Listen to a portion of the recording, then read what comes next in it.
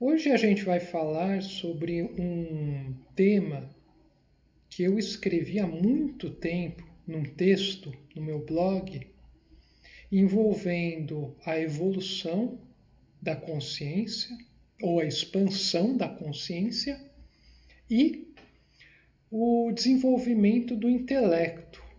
Eu busco relacionar os dois e mostrar o aspecto limitado de um deles e o aspecto ascensional do outro deles. Então a ideia aqui é trazer isso de uma maneira mais diagramática, mais exemplificada, para que fique mais claro o que aquele texto e aquele diagrama tem a ver com o desenvolvimento da trajetória do indivíduo, seja qual indivíduo a gente estiver analisando. Então, eu decidi tratar desse tema falando sobre ciclos, fases, trajetórias e destino. Então, o ciclo estaria relacionado àquele ciclo involutivo-evolutivo. Então, tudo está equilibrado neste universo. Por isso a gente fala em ciclos. A gente tem uma ida e um retorno de uma origem. Então, a gente sempre está indo e voltando para o mesmo ponto, mas cada vez que a gente regressa ao ponto de origem, a gente está num estado diferente. E as fases se referem a idas e a vindas. E as trajetórias se referem aos diversos tipos de caminho que cada ser humano terá. Então, cada um de nós vai ter um caminho muito específico na vida. Existe um único caminho certo para a vida de cada pessoa, mas cada pessoa vai ter o seu próprio caminho certo, as suas experiências únicas que deverão levar a uma expansão de consciência e consequente iluminação. Então, essas trajetórias são múltiplas e são todas certas. Mas dentro do indivíduo existem múltiplas trajetórias, inúmeras trajetórias erradas e apenas uma trajetória certa, que vai dizer respeito apenas ao indivíduo, apenas à pessoa em questão. E tudo isso nos leva à questão do destino. Então, a gente vai falar um pouco sobre isso, mas antes de iniciar, eu gostaria um pouco aqui de trabalhar essa questão que vai do tipo mais sensório dos indivíduos até o tipo mais intuitivo. E para isso eu peguei esse diagrama aqui, que ilustra muito bem a diferença entre essas 5 coisas aqui. São dados, informação, conhecimento, ideia e sabedoria.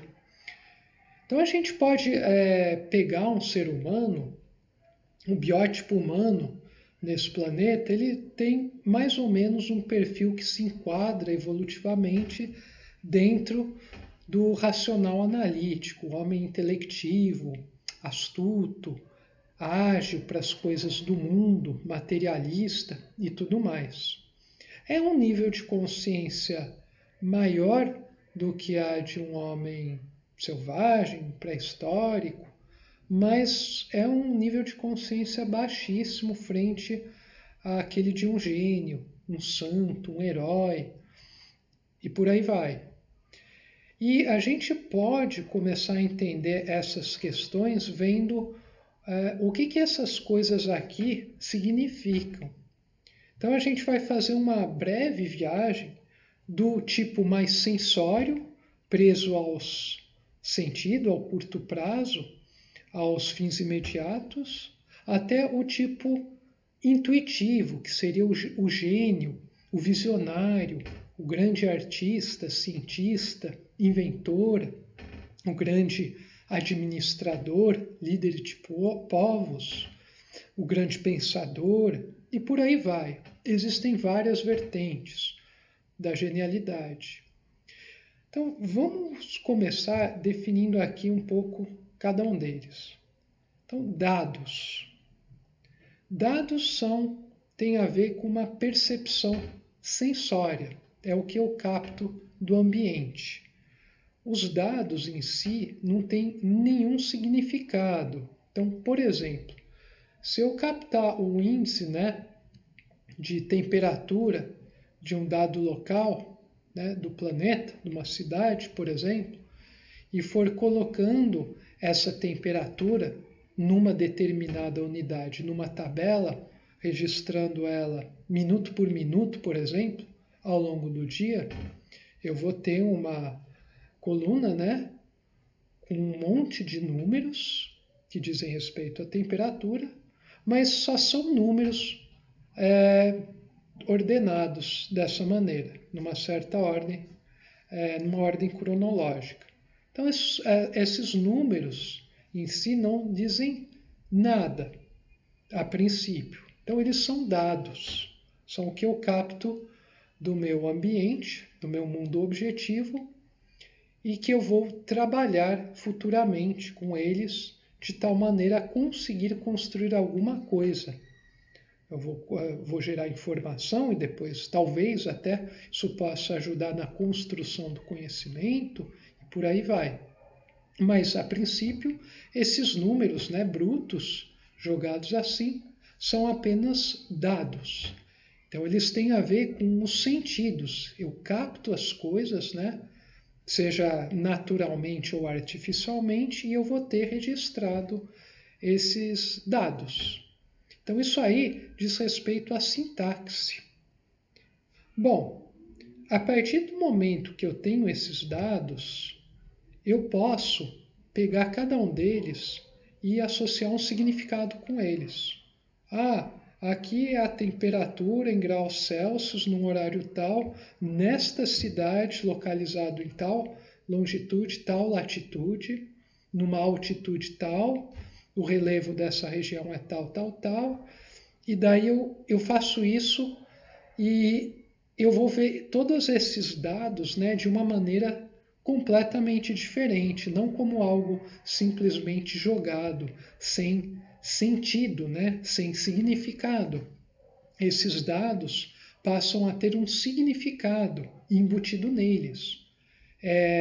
Eu não mudei os números, nem as unidades, não alterei, não adulterei os registros, mas eu contextualizei eles, eu dei um significado. Então, com isso, eu tenho informação. Informação diz respeito à semântica. Então, a gente tinha bolinhas vazias, digamos assim, ocas, e a gente preenche essas bolinhas com alguma coisa. Então, as cores que vocês veem nesses quadrinhos podem ser interpretadas como significado. Eu preenchi com alguma coisa cada um daqueles números. Agora, aqueles números dizem respeito a algo que é importante, né? Pode ser mais ou menos importante, dependendo de quem esbarra com aquela informação. Então, isso seria informação. Informação tem significado. Bom, daí eu tenho uma série de informações a respeito da variação de temperatura de uma região. Se eu quero transformar isso para conhecimento, eu posso começar a trabalhar com isso percebendo padrões. Por exemplo, eu posso perceber aumentos e diminuições em certos períodos, associar isso com outras coisas, estabelecer então relações entre essas diferentes temperaturas que vão oscilando, né, variando ao longo do dia e da noite. Então, com isso eu consigo começar a projetar coisas. Provavelmente amanhã vai ser parecido ou vai ser um pouco diferente por causa disso e daquilo. Em outra região é semelhante, o que não me leva a concluir isso, aquilo. Sempre que eu tenho um aumento grande, eu vejo depois uma estabilização ou uma queda brusca, por exemplo, né? Então eu posso ir associando essas informações entre si e estabelecendo relações entre elas.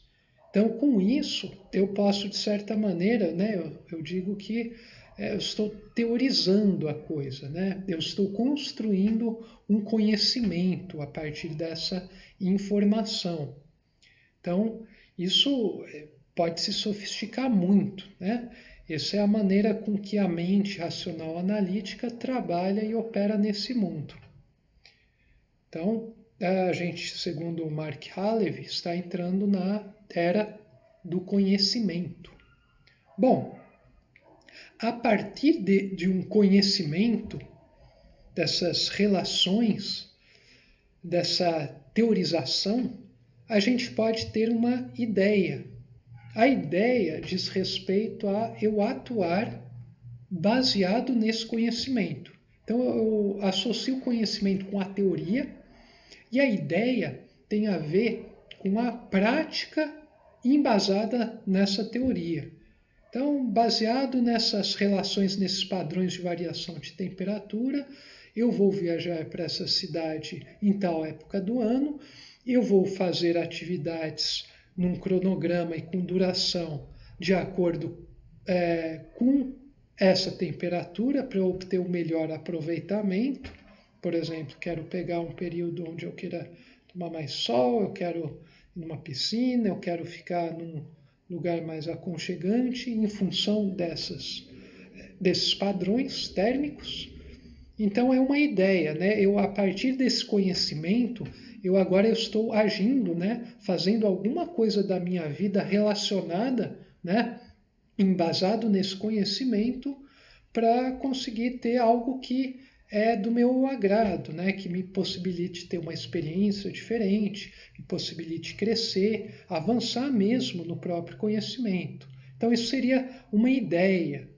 Então a ideia tem a ver com agir, com ação, uma ação a partir de um conhecimento que já existe. Então a ideia pode ser visto como prática e o conhecimento como teoria. Então a gente tem ideia e conhecimento como um aspecto bipolar da realidade do intelecto que vão trabalhando de maneira complementar uma à outra. Você tem a prática e a teorização. Você tem ciência e a tecnologia, né, que visa trazer determinadas coisas, né, tem um objetivo, né, pelo menos em teoria, né, e por aí vai. Então a gente pode ver isso como eu querer chegar de um ponto até outro, né? Usando esse conhecimento. Então eu tenho aqui um diagrama informações interconectadas e daí eu estou interessado em ir de um ponto a outro, baseado nisso. Agora, se a gente for para um plano mais elevado ainda, a gente pode começar a falar em sabedoria ou em um indivíduo que conseguiu realizar a síntese do conhecimento. Então, o conhecimento em si é algo pode até fazer sínteses, mas essas sínteses elas são parciais e geralmente muito limitadas. Um exemplo que eu posso dar é, por exemplo, na área da física. Na física, hoje, os cientistas estão ansiosamente procurando por uma teoria unificada de tudo. Só que eles chamam uma teoria unificada de tudo considerando apenas o aspecto físico da realidade, sensório, mensurável.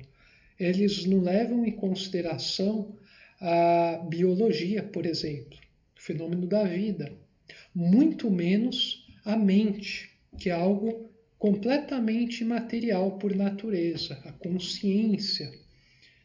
Então, a gente percebe que é uma teoria restrita ao mundo físico das partículas e que mesmo dentro desse âmbito eles não conseguiram chegar numa teoria completa. Então, vejam como é difícil a gente atingir a síntese do conhecimento, a síntese de todo o saber. Então, isso seria a sabedoria. Mas não apenas fazer essa síntese de todo saber, mas também vivenciar isso em cada instante da vida, continuamente, intensamente, de forma naturalmente, né? De forma integrada. Então, a sabedoria, uma pessoa sábia, pode ser identificada se ela possuir essas características. Uma atitude serena, contínua, determinada, que é altamente orientada. Então, o sábio, ele não se abala por críticas, né, negativas ou positivas. Ele não fica preocupado se haverão empecilhos em seu caminho. Ele não quer saber de aplausos, ele não quer saber de recompensas mundanas. Ele está centrado em si e na sua vivência, né, na sua interiorização e na sua evolução. E isso vai acabar, em algum momento, transbordando para a coletividade, para o mundo humano, né, mas também para o mundo natural. Então, a sabedoria, ela ofusca o conhecimento, podendo dar uma ideia de que o sábio não é uma pessoa muito inteligente para as coisas do mundo, mas, na verdade, o sábio, o iluminado, ele superou essas questões do mundo. Ele está atuando num plano mais elevado, em outra dimensão. E ele se preocupa apenas o necessário e o suficiente na base racional, no intelecto, e também na base física. Ele fica com o suficiente.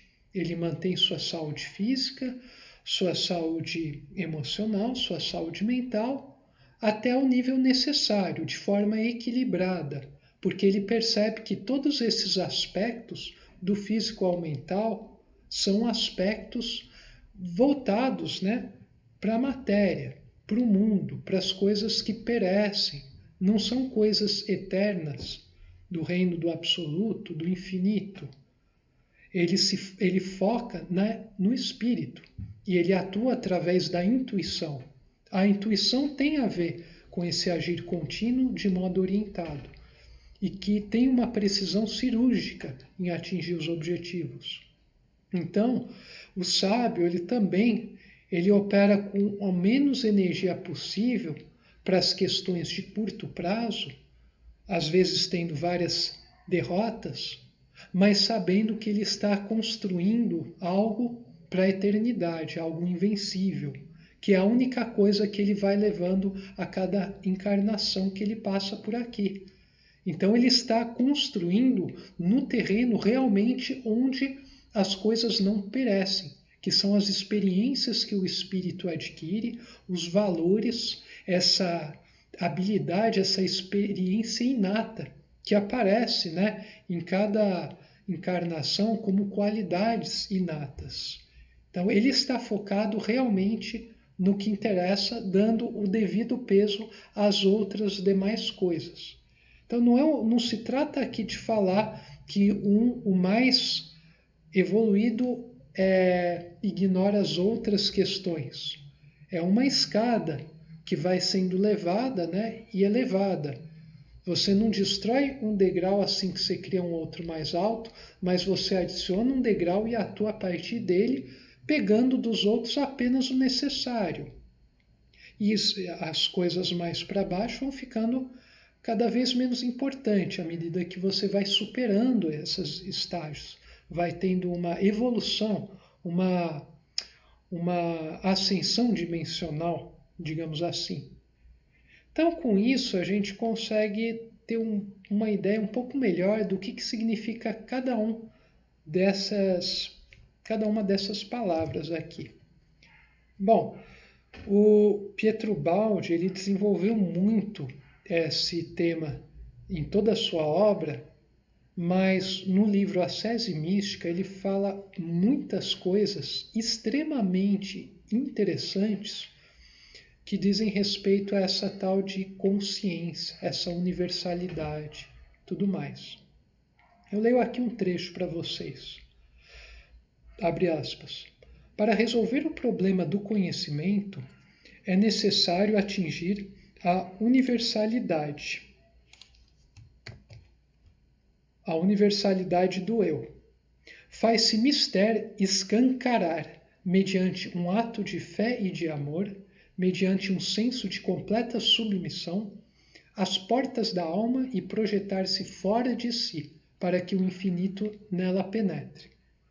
Então, o que está contido aqui, para quem já vivencia esses tipos de coisa, tem um significado tão alto, é tão fantástico, que é uma coisa pelo qual vale a pena até morrer, em último caso. Isso não tem a ver com estudo, com compreensão intelectual, mas com vivência interior, com uma experiência íntima que é obtida através da intuição, que é a dimensão de manifestação do espírito aqui nesse mundo, que faz uso do intelecto e das outras coisas abaixo dele. Então, ele está falando que para a gente conseguir fazer essa síntese de todo o conhecimento, não é uma questão da gente ficar acumulando títulos, fazendo várias faculdades, ficar se rodopiando, se mexendo que nem louco a todo momento. A gente vê um monte de pessoas desesperadas para estudar um monte de coisa, fazer um monte de atividades simultaneamente, buscando atingir essa universalidade, essa sabedoria, essa paz interior. Mas quanto mais essa pessoa faz isso, mais ela parece se perder, mais ela se desgasta, porque ela acha que é um acúmulo de quantidades que irá trazer a qualidade. Mas não é isso não. Ela está agindo no mesmo plano, querendo atingir outro plano. Ela se move muito na horizontalidade mundana e não faz, às vezes, o menor esforço para ir na direção da verticalidade evolutiva, da verticalidade do espírito. E isso tem a ver com preencher de significado o que você já tem aqui no mundo, suas quantidades. São seus títulos, suas formações, sua experiência, sua história, suas habilidades, sejam elas muito ou poucas, seus bens, sejam eles muito ou poucos, sua crença, né?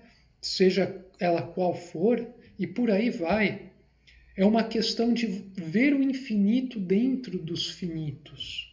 Não um dentro espacial, mas um dentro de profundidade, de significado. Então faz-se mister escancarar as portas da alma. Então abrir a sua alma para o desconhecido, sem medo. Abrir-se para o mistério, aceitar aquilo que a sua razão está constantemente negando, empurrando para fora, falando: isso é besteira, isso é inútil, isso não tem valor, vão te ridicularizar por querer investigar esses tipos de coisas. É isso que ele fala para escancarar. Por isso, um ato de fé e de amor. É preciso estar sintonizado através da nossa superconsciência com esses fenômenos mais profundos. Se a gente não estiver sintonizado com uma realidade mais profunda, a gente jamais vai dar esse passo em direção ao autoconhecimento e muito menos à autorrealização. A gente precisa, então, antes ter fé, não no sentido de crença, mas no sentido de fides. Fé vem de fides, do latim, que diz respeito à fidelização, fidelidade. E fidelidade diz respeito à sintonização, estar sintonizado com uma realidade mais sutil, mais imaterial, mas, ao mesmo tempo, muito mais poderosa. Por isso ele também fala de amor, porque o amor é profundo, o amor não é barulhento, o amor ele não pode ser objetificado. Então, a gente coloca o pé nesse mistério do infinito E é apenas fazendo isso que a gente vai começar a ver algum tipo de retorno. E esse retorno não vai vir, né, necessariamente na forma do que a gente imagina como vantagem terrena. Pode até vir, caso sua missão no mundo tenha a ver, né? Você tem que ter um mínimo material e o mundo pode estar querendo lhe remover tudo, te depenar vivo. Mas se você estiver indo nesse caminho, você estiver expandindo sua consciência, se melhorando, haverão forças que estarão atuando a seu favor, lhe garantindo o necessário para que você possa cumprir a sua missão. Então, isso é muito simples. É só uma questão de conhecer leis superiores. E conhecendo as leis superiores, sendo essas leis inexoráveis, a gente agir, conduzir a nossa vida respeitando essas leis superiores. Porque a gente sabe, se nós não respeitamos alguma lei humana, a gente pode ter problemas sérios.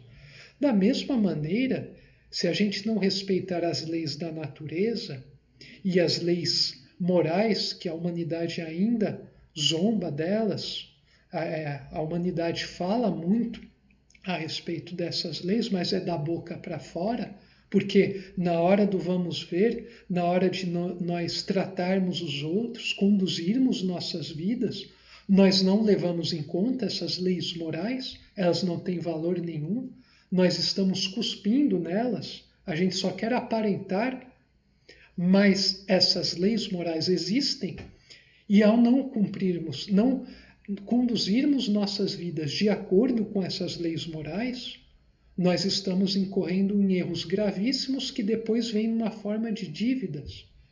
Uma dívida que é cobrada de forma inexorável e que acaba nos levando, às vezes, a desgraças enormes nessa vida ou em outras existências. E a gente fica perdido, não sabendo por que tanta miséria ocorre com determinado povo, com nossa própria pessoa, porque as coisas são desse jeito, porque aconteceu isso com fulano e aquilo outro com cicrano.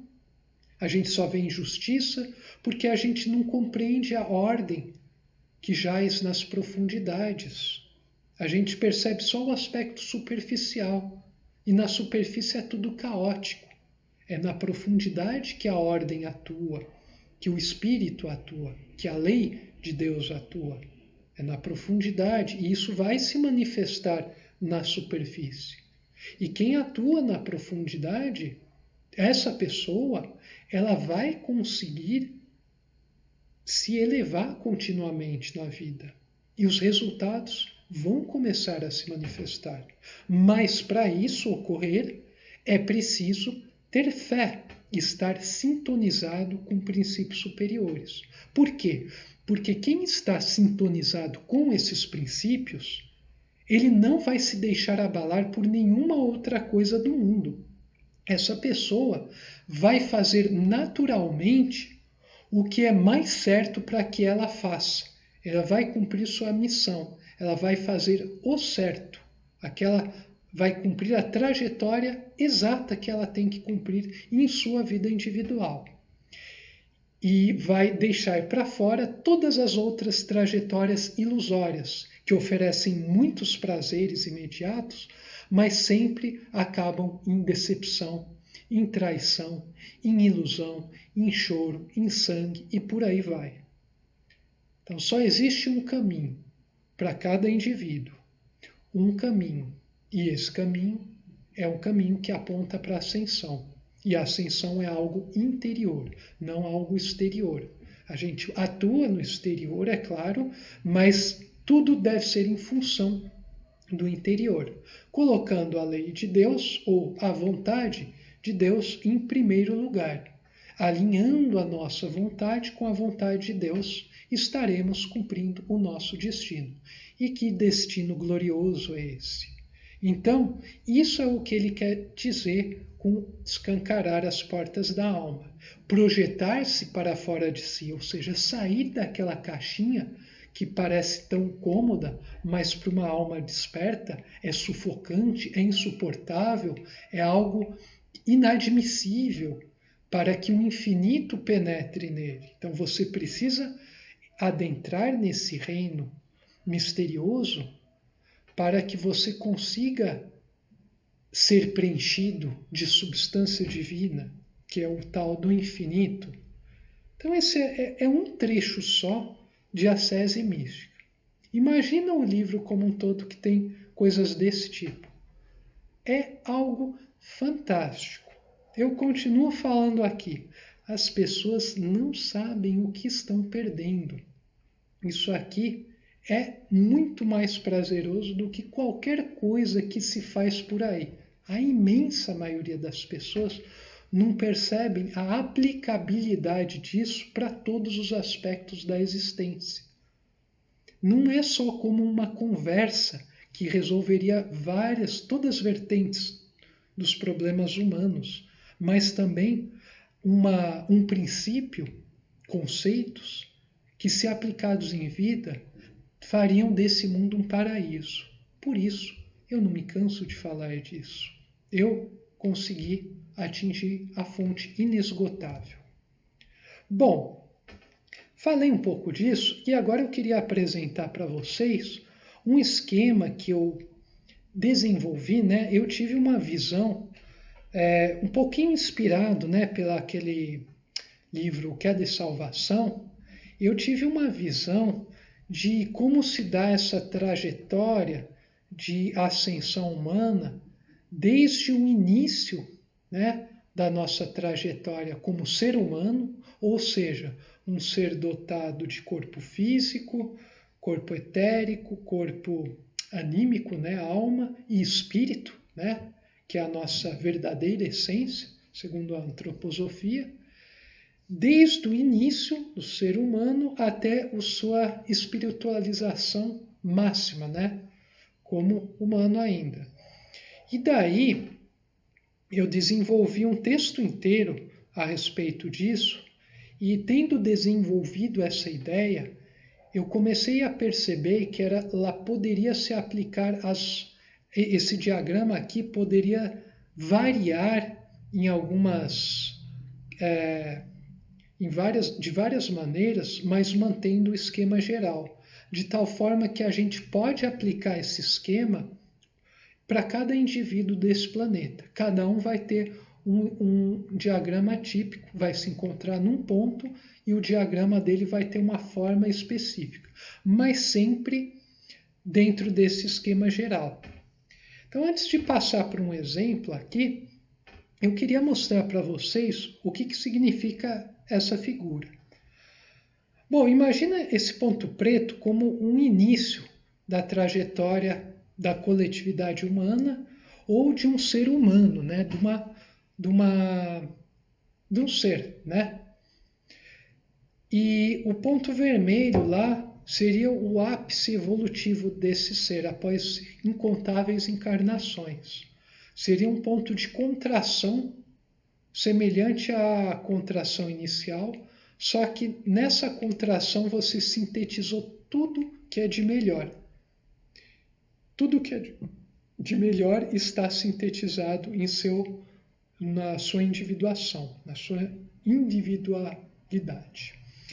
E no início você está contraído, mas você está imerso na ignorância.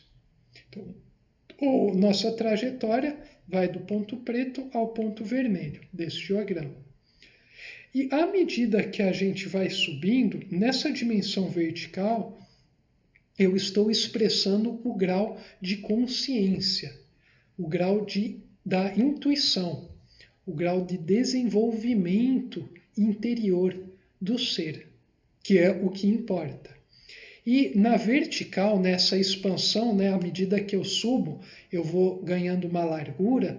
Essa largura na horizontal, eu estou associando à razão, ao intelecto, à habilidade argumentativa, verbal, manual, astúcia, as coisas do mundo objetivo, no nosso grau evolutivo.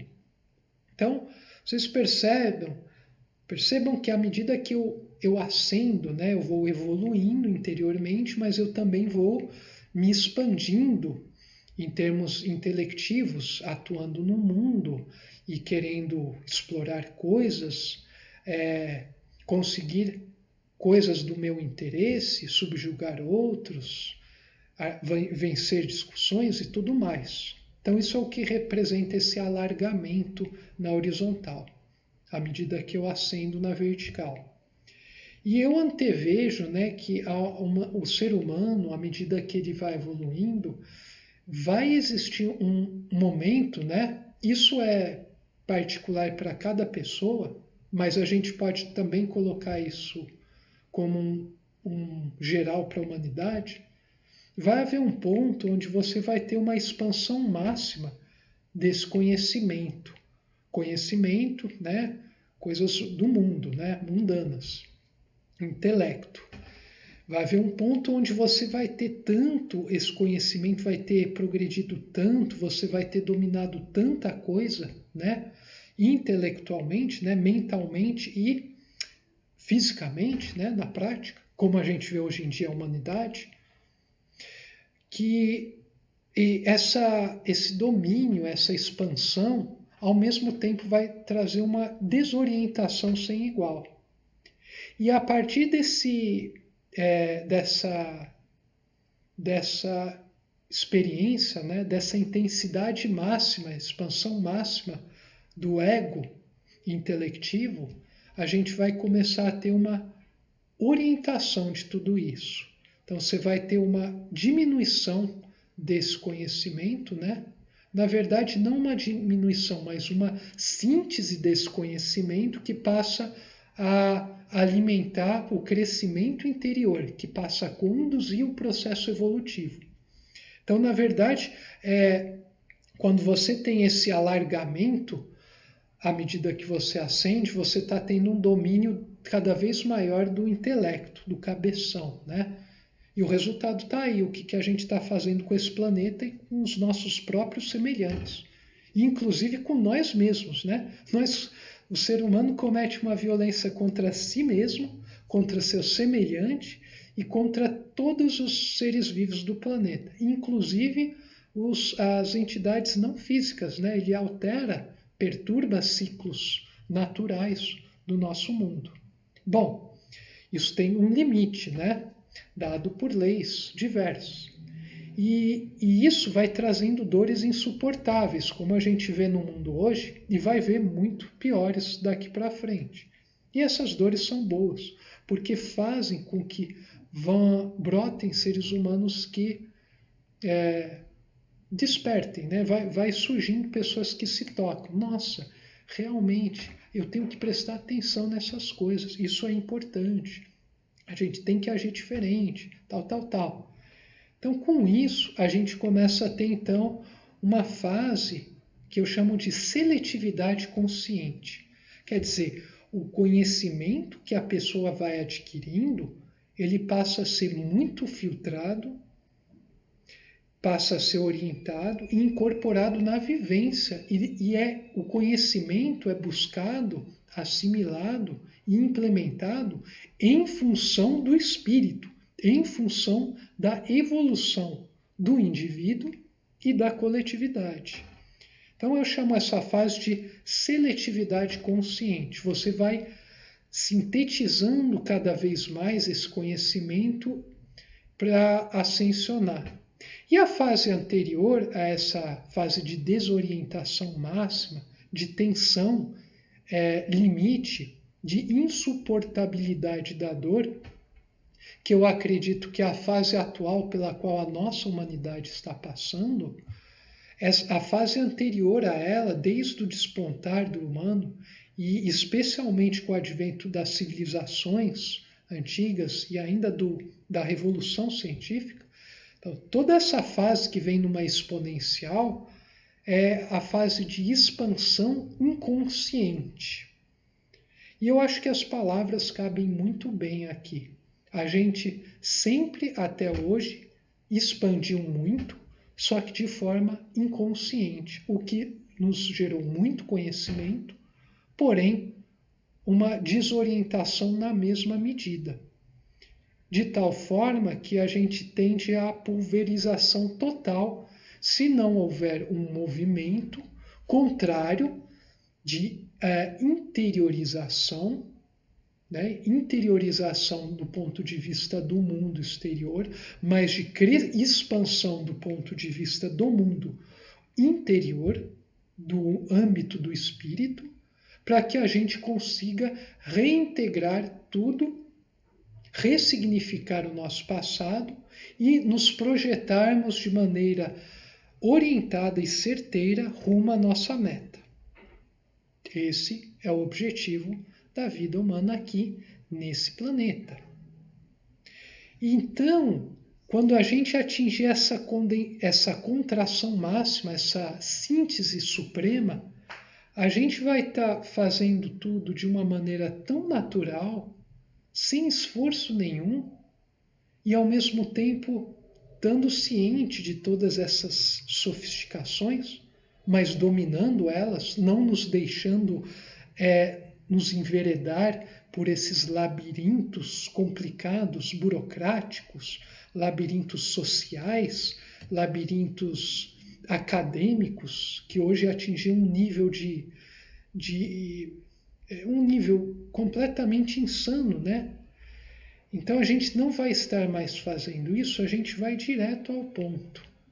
Cada gesto humano vai ser gracioso, vai ser leve e vai ter uma efetividade enorme. Então esse é o nosso destino, né? E eu vejo que atualmente a gente está no meio daqui, nós como humanidade. Agora, se a gente for pegar indivíduos por indivíduos, a grande maioria vai ter um esquema que se aplica a essa massa de pessoas, porque elas estão mais ou menos no mesmo nível evolutivo. Apesar de ter muitas diferenças de forma, interiormente elas estão no mesmo nível evolutivo.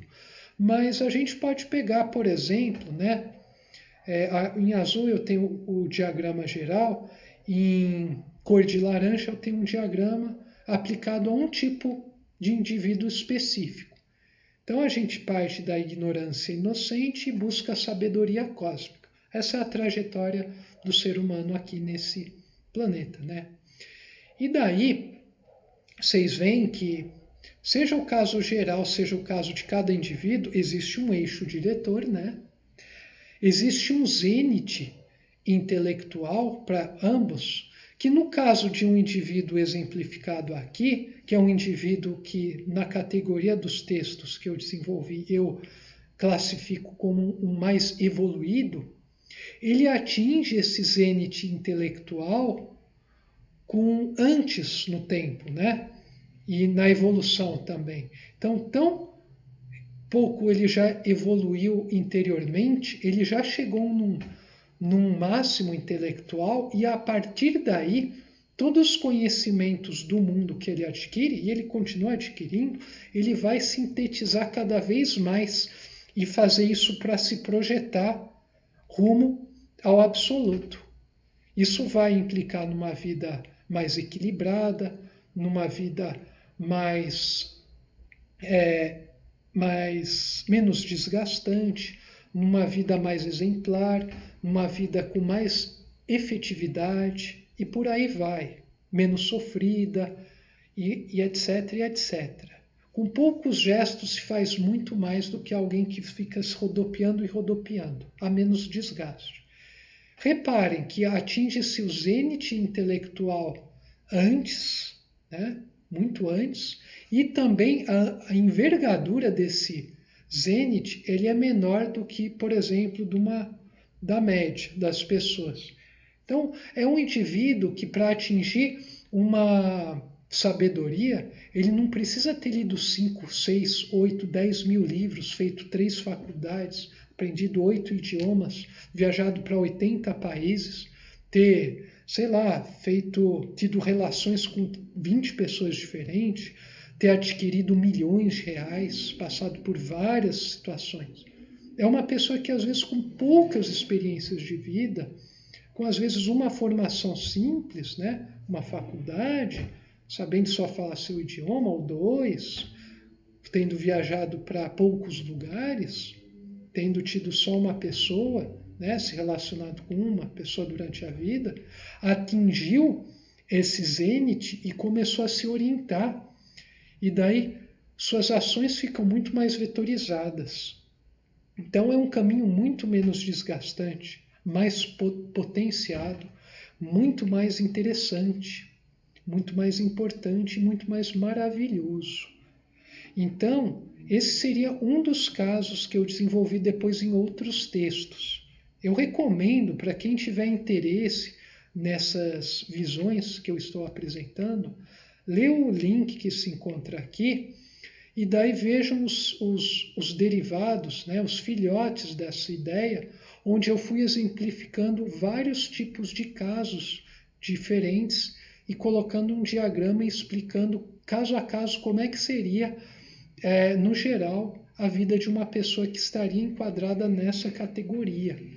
É muito interessante, porque à medida que eu vou me lembrando de pessoas que passaram pela minha vida e observando pessoas que convivem comigo e observando a mim mesmo, eu vou percebendo que se encaixa perfeitamente nesses diagramas, essas visões. Eu acho muito interessante isso.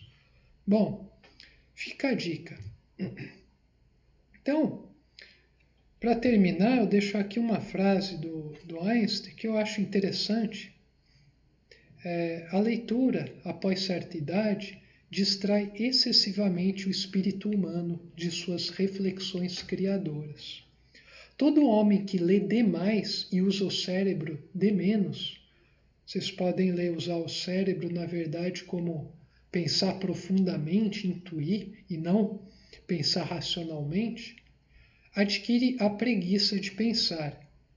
Então é uma coisa, né? Não se trata aqui de ir contra a leitura, né? Eu mesmo, eu gosto de ler, né? Tem vários artigos que eu leio interessantes, mas a leitura precisa ser selecionada, tem que ter um significado, tem que ter condensado em si coisas de valor. Não pode ser uma enrolação de páginas e páginas. E também a gente precisa pensar por nós mesmos, esboçar e vivenciar as coisas.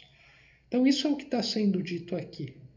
A gente precisa muito mais de um pensamento profundo e de uma vivência sublime.